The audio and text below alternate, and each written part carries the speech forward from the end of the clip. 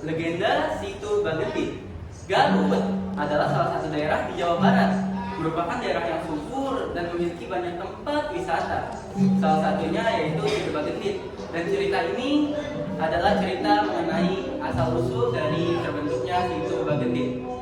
Pada zaman dahulu kala, di sebelah utara kota Garut ada sebuah desa yang penduduknya kebanyakan adalah petani.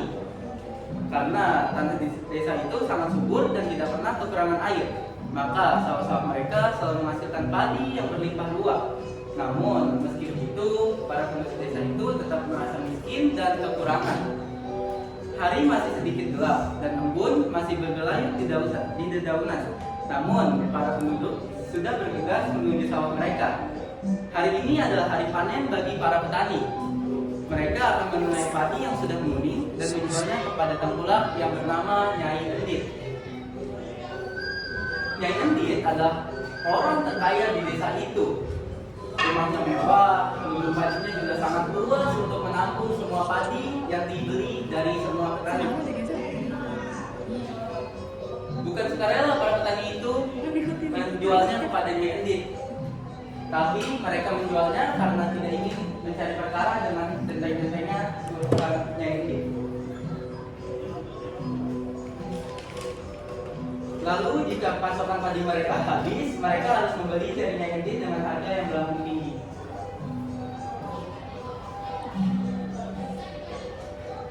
Kenapa? Kenapa ya ada sepi kayak gini kan? Capek saya hidup seperti ini. Kenapa ya? Kalau tidak mengurus kita dalam hidup. Saya juga bingung Bang. Gak apa-apa lah, biarin aja si Nyai Endit itu. Nanti juga dia dapat balasannya dari Tuhan. Sementara itu di lumbung Nyai Endit. Ya, bagaimana? Apakah pada sudah dibeli? Harus mulai dari lumbung ini. Ternyata ya sudah diisi dengan padi. Bahkan beberapa masih kita simpan di luar karena udah lama pagi. Sebentar lagi mereka akan menghabiskan beras dan akan membeli padi. Aku semakin kaya.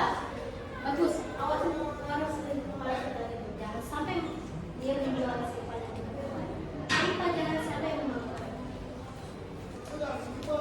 Dan ternyata benar saja. Beberapa minggu kemudian, para penduduk mulai kehabisan bahan makanan, bahkan banyak pula orang yang menderita kelaparan. Sementara itu, Nyai Endit selalu berpesta pora dengan makanan-makanan mewah di rumahnya.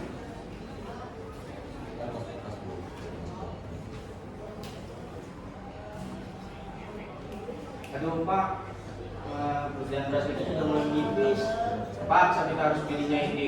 Ada tangga saya, berasnya jauh lebih mahal dibanding kita jual dulu.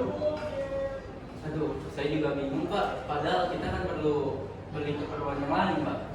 Ya Tuhan, tolong meringankanlah beban kami pikul.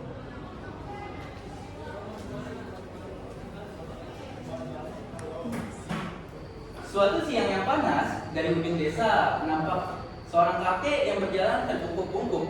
Dia melewati pemukiman penduduk dengan tatapan yang penuh iba. Kasihan sekali para penduduk desa ini. Mereka menderita hanya karena kelakuan seorang saja. Hal ini yang berlaku akhirnya. Dia berjalan mendekati seorang penduduk yang sedang mengumpul padi. Punten Nyai, saya ingin bertanya, Ya kek, ada apa ya? di mana ya rumah orang paling kaya di desa ini? Oh, maksud kakek rumahnya Indit. Sudah deket kek, kakek tinggal lurus saja. Nanti di kamar pertigaan lalu kakek belok kiri. Itulah rumahnya. Emang kakek ada perlu apa ya sama Indit? Saya minta sedekah. Ah, coba saja kakek minta sama dia. Gak bakalan dikasih. Kalau kakek lapar, kakek bisa mampir di rumah saya. Tapi makan seadanya. Tidak perlu, aku hanya menginteraksinya kalau ada yang sedekah. Oh iya, kalau mau peringatkan kerja yang lain ya untuk segera fungsi karena akan datang banjir besar. Kakek bercanda ya? Mana ada banjir di musim kemarau? Aku tidak bercanda. Aku adalah orang yang akan menjadi umat padanya ini. Maka dari itu segera fungsilah dan bawa uang mereka milik kalian. Setelah itu, si kakek meninggalkan Nyai Asih yang masih duduk terbengong. Sementara itu, Nyai Endit sedang menikmati hidangan yang diempak. Demikian pula para genteng-gentengnya. Si pengemis tiba di depan rumah Nyai Endit dengan langsung dihadang oleh genteng-genteng puluhan Nyai Endit.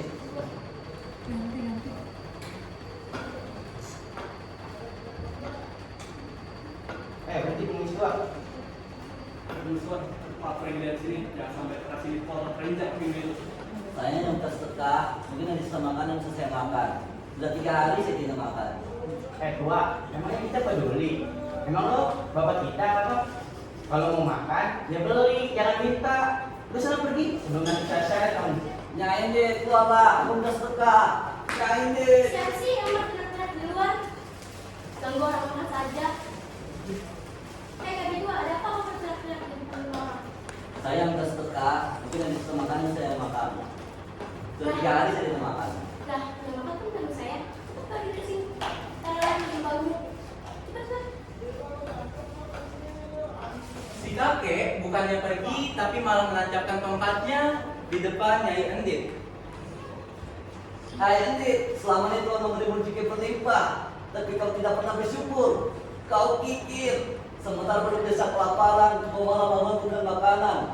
Aku datang sini sebagai jawaban atas doa para penduduk yang sengsara karena ulahmu. Kini bersiaplah menerima hukumanmu. Hahaha. Kamu. Aku tidak melihat cinta-cintaku baik sekali. Pukul saja kau bisa akan mati. Tidak perlu benar-benar mengusirku. Aku akan pergi dari sini jika kau bisa mencabut tongkat itu dari tanah. Lah, apa susahnya menyebut tongkat? Tanpa tenaga pun aku bisa. Dengan satu tangan Nyai Endit lalu mencoba mencabut tongkat itu. Lalu hal dengan satu hentakan tongkat itu tidak bergeming dari tempatnya. Lalu dengan 2 tangan ia mencobanya dan tongkat itu pun tidak tetap berada di tempatnya. Sialan. Centeng, coba tongkat itu.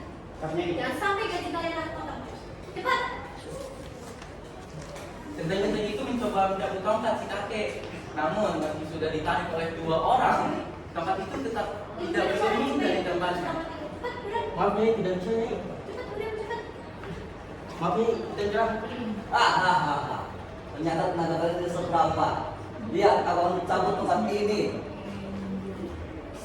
Biur, dengan sekali hentakan, si kakek dapat mencabut tongkat tersebut dengan sangat mudah. Hai Endit, inilah hukuman untukmu.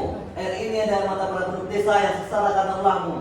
Kau dan seluruh hartamu akan tenggelam oleh air ini. Aduh, gimana sih, duh.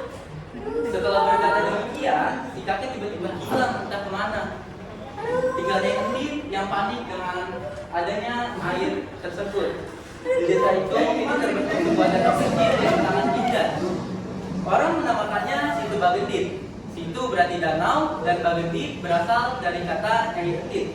Kadang-kadang orang bisa melihat bintang sebesar kasur di dasar kolam tersebut. Orang-orang percaya itu adalah jelmaan dari Nyai Endit.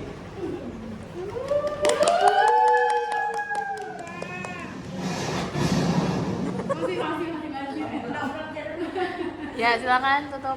Bagus tapi. Jangan, bagus.